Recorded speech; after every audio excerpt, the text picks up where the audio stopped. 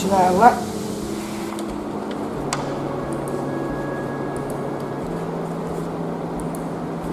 Assalamualaikum warahmatullahi wabarakatuh. Selamat pagi anak-anakku. Silakan audio dan videonya bisa diaktifkan. Pak Satir akan mengecek kehadirannya. Oke, yuk diaktifkan semua audio dan videonya. Pak Satir akan mengecek kehadirannya. Oke, yang sudah hadir, Mbak Najwa, gimana kabarnya? Sehat? Sehat. Oke. Mbak Akma, gimana kabarnya? Halo Mbak Akma, suaranya tidak terdengar. Oke, Mas Tristan gimana kabarnya? Halo Mas. Baik, oke.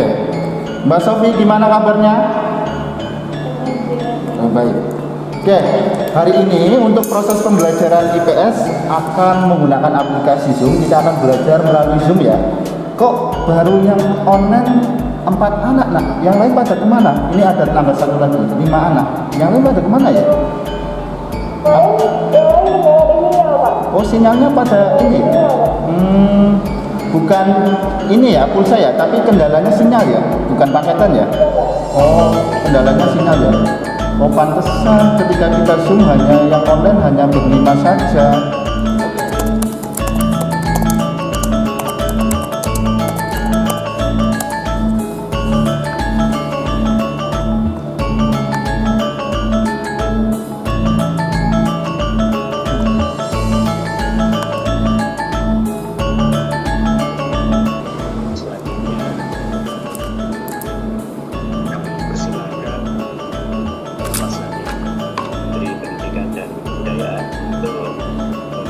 Penjelasan mengenai berbagai penyesuaian dan juga masa depan kepala BNPB.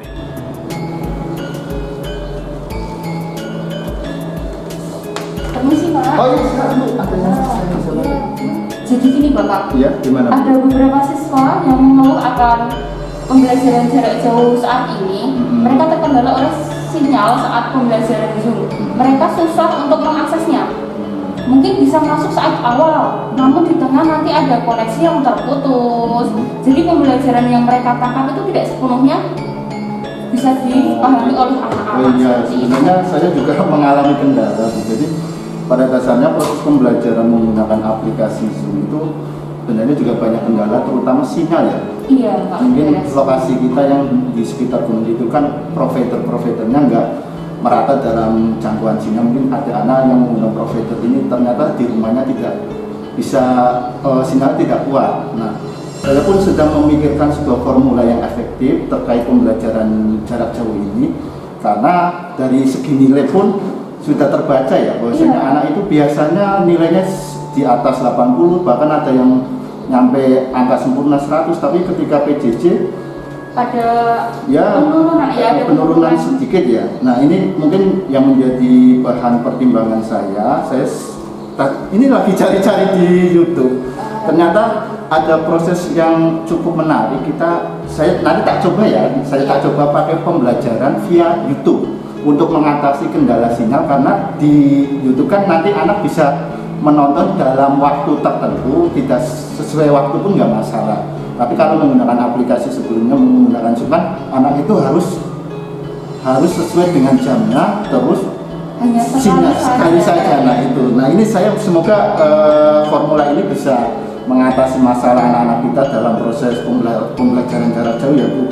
Jadi nanti mohon supportnya saja, nanti bisa dikoreksi apakah aplikasi video YouTube saya bisa digunakan secara maksimal atau bisa diaplikasikan untuk anak-anak supaya ya setidaknya ada nilainya bisa meningkat dan anak-anak itu bisa belajar efektif. Iya. Itu ya Bu. Iya. Ada lagi? Cukup Pak, mungkin nanti setelah itu bisa konfirmasi lagi Oke, bagaimana siap. penilaian anak kedepannya setelah menggunakan video YouTube tersebut. Iya. Matur suwun. Iya. Permisi ya. Iya, sama-sama Bu. Assalamualaikum warahmatullahi wabarakatuh.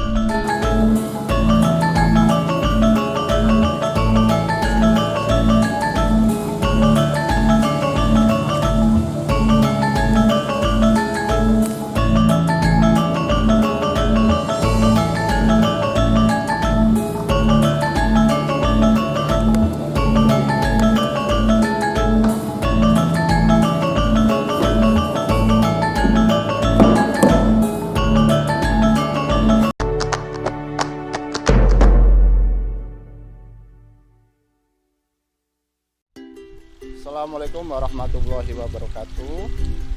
Kali ini Pak Satir akan menjelaskan materi di kelas 7 subbab potensi sumber daya alam Indonesia.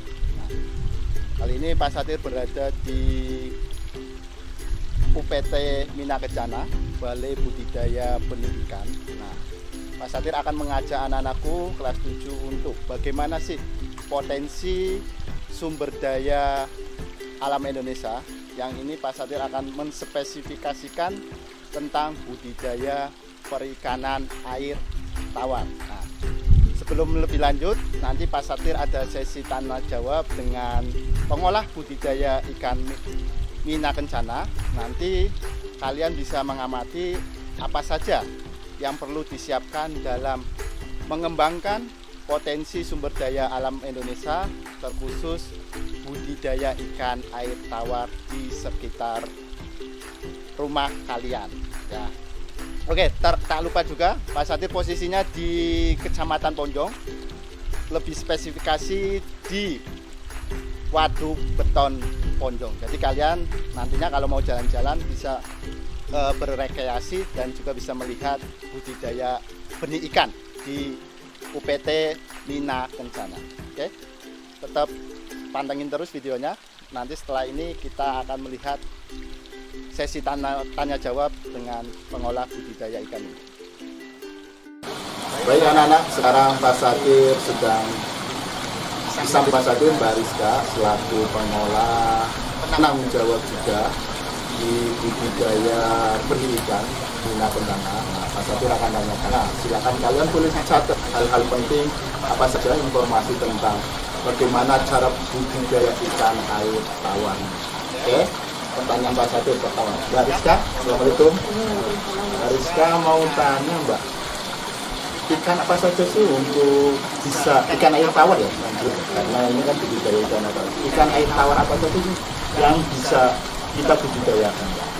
Kalau di sini itu ikan air tawar yang dapat dibudidayakan diantaranya ada ikan mas, nama lainnya karper atau tombrok, ikan nila hitam, ikan nila merah, kawes, dan lele.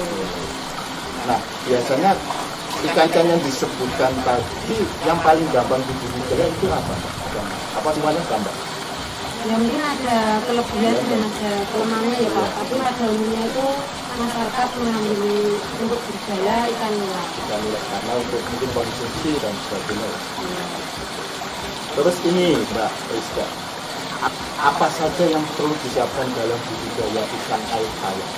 Yang pertama kolam Pak, kolam dan juga sirkulasi airnya itu harus ada kalau untuk ikan bersisir.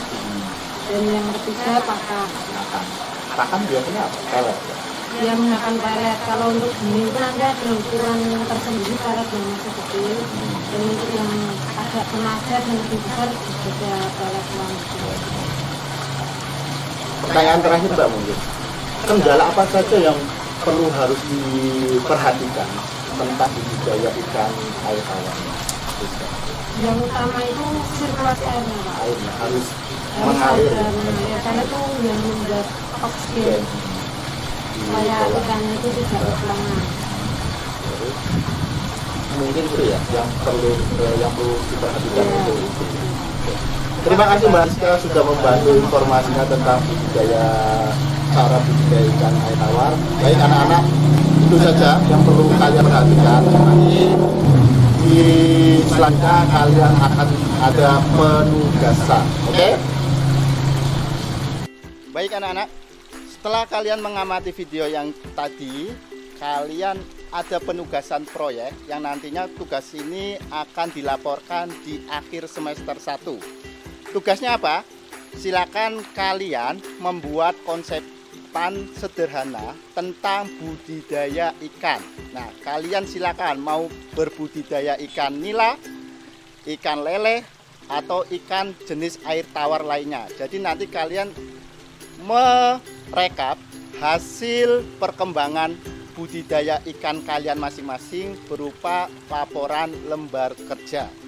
Nah, formatnya apa? Nanti Pak Satir akan share tentang format penulisan laporan budidaya ikan untuk penugasan proyek akhir semester. Itu saja pesan Pak Satir.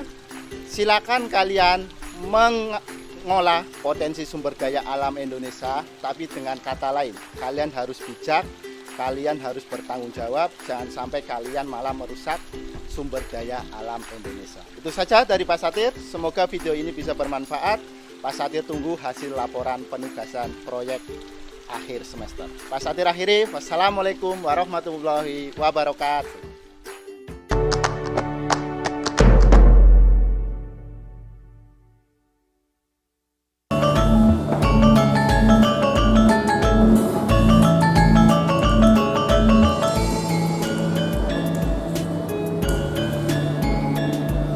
Nah, analoginya bagus, belajarnya jadi lancar.